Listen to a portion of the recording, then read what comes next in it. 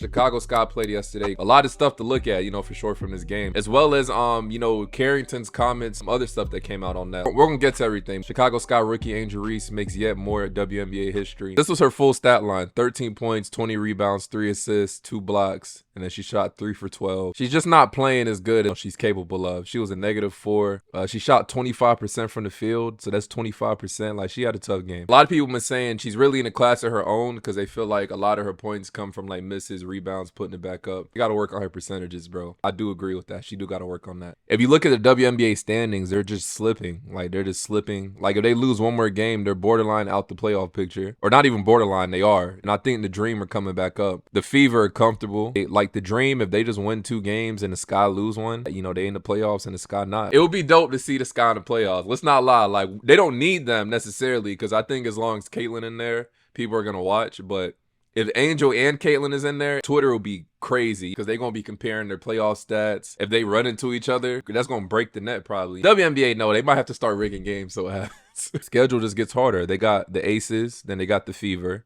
The Fever lost last time, so going to want to beat them bad. They're going to always want to beat them because that rivalry. The Minnesota is like the best team. Then they got the Aces again, and then they beat the Sparks already, but that's going to be a tough game. Then you got Dallas, then you got Mercury. Like, it's tough. I don't know. I like the way they're playing right now because they're not playing good basketball. They could fuck around and go 2-10 these last 12 games. Like, that's a fact. Really can go 2-10. Like, they're not playing good basketball. So a lot of people have been talking about this play. Play from Chennedy Carter. See the foul. It's like a rough foul. She kind of swung way before. You see it right here? And then hit her. A lot of people had an outrage about this play, and they felt like Chennedy should be suspended because, from the Caitlyn incident to this one. We got to understand, like, hard fouls are a part of the game. I think Chennedy has built up such a reputation for doing stuff like that, so the thing she does is going to be on her. And to be real, if you say that for Chennedy, see her on the ground, you could say the same thing for Alyssa Thomas because, look, this is the second time she did something. I just think it was a physical game. I don't think that should be suspension. I could understand if it were to be. This was Marina's comments on the play. Early in the game, you came in, got a hard foul, flagrant fouls to your face. What was your reaction to that? I mean, there's levels to this shit, so I'm not going to fight with that. Eat it? Sorry.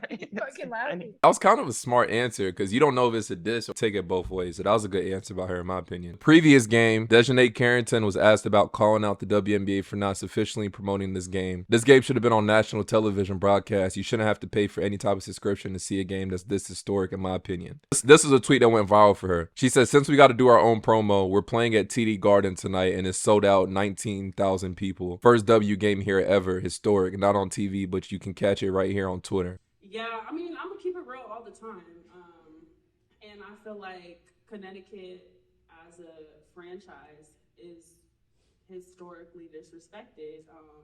So sometimes, if you want something, you gotta go out there and do it yourself. So that's what I did for us. I think that there could have been a lot more publicity or promo from the top. Connecticut had announced that we were having this game probably over almost a year ago, maybe. I don't know. Sometime right after last season. So there was ample time to do what needed to be done. But it didn't matter anyway because they showed up and it was sold out. We got the dub. So I guess my tweet worked.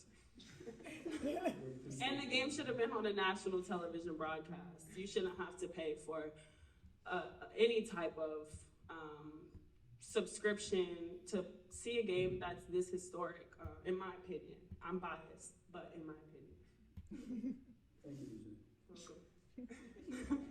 I did some research into what she was saying. It's actually not even the WNBA's fault for the game not being broadcast. This was the reasoning why the game wasn't broadcast. WNBA doesn't pick the national TV slot under its current deals with the right holders who hold total power over which regular season games to show. ESPN or NBA TV could have exercised their right to broadcast the Sun versus Sparks. The game was shown on a local channel and streamed via social media. ESPN didn't have much of a choice with this rejection as it's contractually obligated to show the Little League World Series this week. The networks is the exclusive rights holder for the Little League World Series through at least 2030. NBA TV, meanwhile, opted to broadcast Tuesday night's New York Liberty versus Dallas Wings games instead of Suns versus Sparks, as it had planned to do since before the season in a choice announced in April. NBA TV's a Warner Bros. Discovery produced network. Warner Bros. Discovery declined to provide further explanation for the decision. Other WNBA TV partners are tied to different days of the week, taking them out of the running to show Tuesday's game. ION shows games on Friday nights, Amazon Prime typically stream games on Thursday nights, and CBS handles action on weekends. I get where she's coming from, and she's right. We have to be real, bro. I understand the game was sold out. TD Garden, the Connecticut Sun, they're playing well. Tatum was at the game. They had a lot of people at the game, so that's pretty dope. Even if they market the game, and you saw they decline, further explanation. I think the WNBA is pretty fair with their marketing. A lot of people related how the WNBA is marketing the Indiana Fever. You also have to understand the Fever have a great social media team that markets them well. Leah Boston didn't get that much attention like she is now. The Indiana Fever have done a great job showing her personality, her relationship with Caitlin, as well as other teammates. They done a good job doing that. The Connecticut Sun, you don't really see a social media presence for them. They haven't done a good job marketing their players, their personalities, doing different stuff. Bro, the Fever are posting Caitlin Clark holding a fucking baby. Like, you know what I'm saying? Like little shit like that. Like activities outside of basketball that show the type of person she is.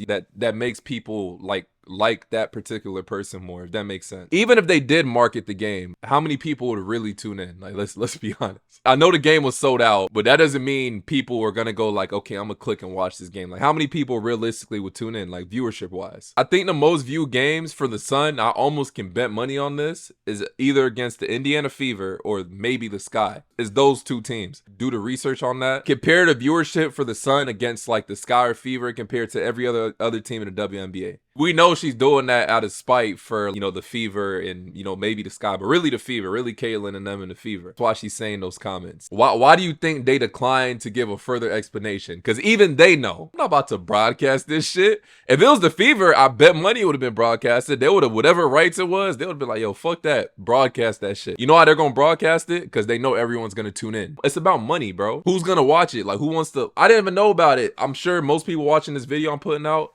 they didn't know about it either. Like, let's be real. There's a reason they declined to give a further comment. Like, they're not stupid. If it was the Fever, that shit would have been broadcasted because Caitlin Clark and them, they're going to bring the eyes. Caitlin Clark is going to bring the eyes. Maybe even the Sky, they might have broadcasted it. They've been like, okay, yeah, well, cool. Angel Reese, woo, wow, put it out there, right? But any other team, if you notice, it's not that much, bro. I'm sorry. That's just the reality right now. The attendance from this game, it was pretty good. It had 8,910 people. All right, the capacity for Rita is 10,000. So not, not bad. They got to be patient. It takes time. Right now, they got to market the people that's bringing in the money for them. That's just what it is. It's just business, bro. Yeah, this Marina's clips from yesterday. She was cooking. Record with 8 threes against Phoenix. One, they're loyal to all UConn fans, no matter what team that they're on. Both these matchups between the two have ended in single digits. Where was this energy with the Sky? She had to wait till she got up out of that shit. Now she want to turn into prime James Harden. Record with 8 threes against Phoenix. Mabry to Bonner for 3. No, Mabry, weak side. Get the ball even if she doesn't make her own. Yeah, she was frying their ass. 74-68 lead. Mabry Establishing her dominance inside. Mabry. This the Angel Reese clips, people. Carter down low to Reese. Jones. Reese one-on-one matchup with Alyssa. That's what people were talking about right there. Y'all saw that? Look, this is what people were saying. This is how majority of her buckets yesterday came. This is how she got to 10 and 20. One matchup with Alyssa Thomas. Fouls up her own shot. Alyssa Thomas, the rookie against the veteran. Fouls up her own shot. Let me know your thoughts on the game and everything I showed, and as always, it's your boy.